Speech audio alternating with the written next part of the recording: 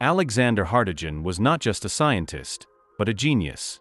His office resembled the laboratory of a mad genius. The walls were covered with equations, and his desk was under a pile of books. Time did not exist for Alexander. There were only formulas, proofs, and the eternal pursuit of truth. That's why he had completely forgotten that he had a date tonight. It was only when his friend David Philby appeared at the door with a look on his face as if he had seen a ghost that Alexander realized that things were bad. Dropping his pen, he rushed home to change. David, rolling his eyes, followed him. Strolling through the evening city, they talked about work and fashion. He was particularly annoyed by bowler hats, a headdress he considered a symbol of monotony. Mrs. Watchett met him at home. She cleverly made Alexander look decent, handed him a ring for Emmy, and sent him off on his date, sternly warning him not to be late. Of course, he was late.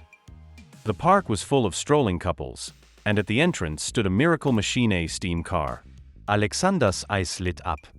He even stretched out his hand to get a closer look at the mechanism, but remembering the purpose of his visit, by an effort of will he broke away from the lure of science and hurried on.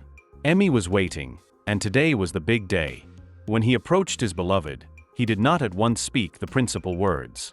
No, a moment like this needed privacy, an atmosphere. Only when they were away from prying eyes, Alexander said the cherished words.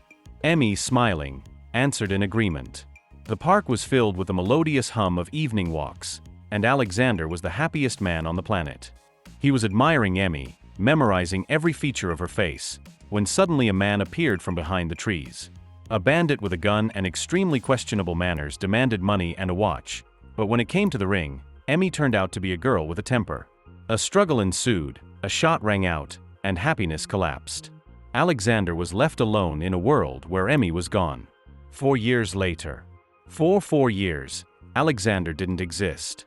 He spent all his time doing equations, endless calculations. In his lab, time seemed to stop, and he himself resembled a ghost, overgrown, exhausted, lost. Watchett seriously feared that her employer had either invented the Philosopher's Stone or had gone completely insane. Philby tried to persuade him to move on with his life, but Alex was close to completing his work. Leaving, he put on clean clothes, tidied himself up. Reaching for the curtain, he abruptly pulled it aside. A time machine appeared in front of him. Alexander sat down in the chair, squeezed the lever and started the mechanism. He was transported back 4 years, to the very day he'd lost Emmy. This time he left nothing to chance. He found her in advance and took her away from that fateful place. Emmy, of course, was surprised unless, of course, her fiancé was acting as if he were running away from someone. When they were alone together, Alexander would take her hands and talk about things that any sane person would take for nonsense. Emmy only smiled, not fully understanding his oddities, but knowing that she loved him for who he was. Suddenly she asked him for flowers. Alex hurried to the flower store to fulfill her wish. At that moment, there was a rumbling sound. Turning around, he saw a wagon overturn a few feet away from him, with Emmy under the heavy wooden body. Time after time, attempt after attempt, he went back in time like a tireless player fixated on completing a level that could not be won. He changed tactics, avoided the park, never took a step away from Emmy, but fate always found a way to take her away. Whether it was an accident, a bandit, or even a beam falling from a construction site, the universe insistently hinted that such an outcome was inevitable. In desperation, he decided to turn to the future for answers. The year 2030 greeted him with incredible technology, but Vox, a talking library computer, dashed all hopes. Time travel remained a fantasy. Then Alexander went further. In 2037, the world was in chaos. The moon was destroyed, fragments were falling to Earth, and engineers had clearly overdone it with underground explosions. Alex was almost arrested, but at the last moment he jumped into a time machine. In the process of escaping, he hit his head and accidentally accelerated his flight 800,000 years into the future. When he woke up, the time counter read 802,701. He had a neatly tied bandage on his forehead. It was a hint that he wasn't about to be roasted at the stake. Turning his head, he saw a girl with a long braid and a teenager. Stepping outside, he was confronted with an unexpected sight. Houses clung to the walls of the giant gorge like swallows' nests, and thin bridges and stairs connected them into one intricate web. He also noticed a few disturbing details. People turned nervously toward the forest. Too often their gazes flickered in anticipation of something eerie. The next morning, he was led to the ruins. It had once been a city. Now it was a stone graveyard, its shards mottled with strange markings. They belonged to his time. When they reached the time machine, Alex immediately checked it.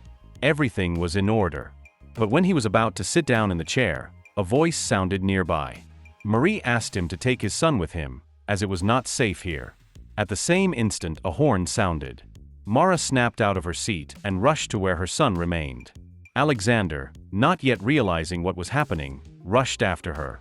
The women picked up the children, the old men struggling to keep up with the young. The Morlocks were gaining on them. The creatures, more like a nightmarish hybrid of man and giant ape, emerged from the shadows and sprawled across the gorge. The Morlocks deftly snatched their victims from the crowd and dragged them into the darkness. Alexander, completely unwilling to replenish his food supply, ducked to the side, looking around for Mara. Unfortunately, she too had been dragged down.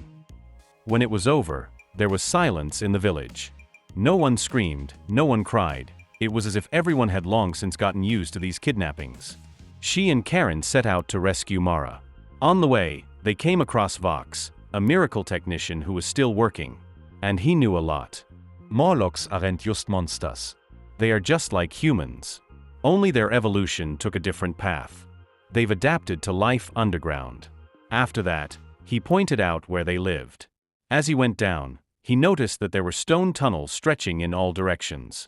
Alex tried to be careful, but tripped and fell down where the Morlocks were discarding the bones of their victims. One Morlock spotted him and led him to the main room.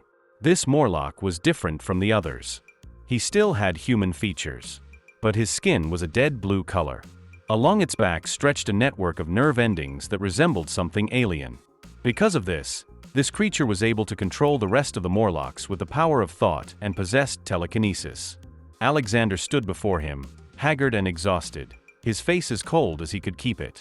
The chief Morlock told a story that gave Alexander goosebumps, how humans had once been divided, how some had gone underground and mutated while others remained on the surface, becoming mere food.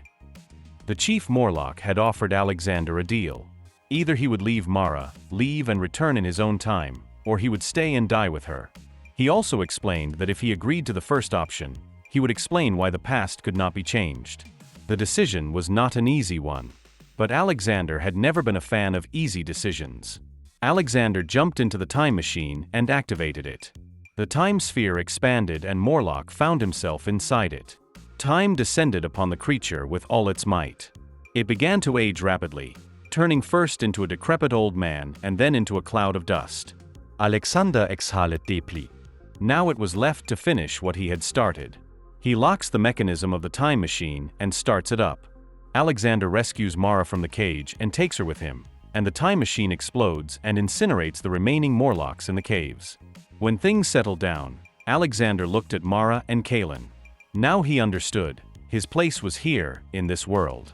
Not in the past, which could not be changed, but in the future, where he could start a new life. If you want to see more videos like this, don't forget to subscribe and put a like on the channel. See you soon.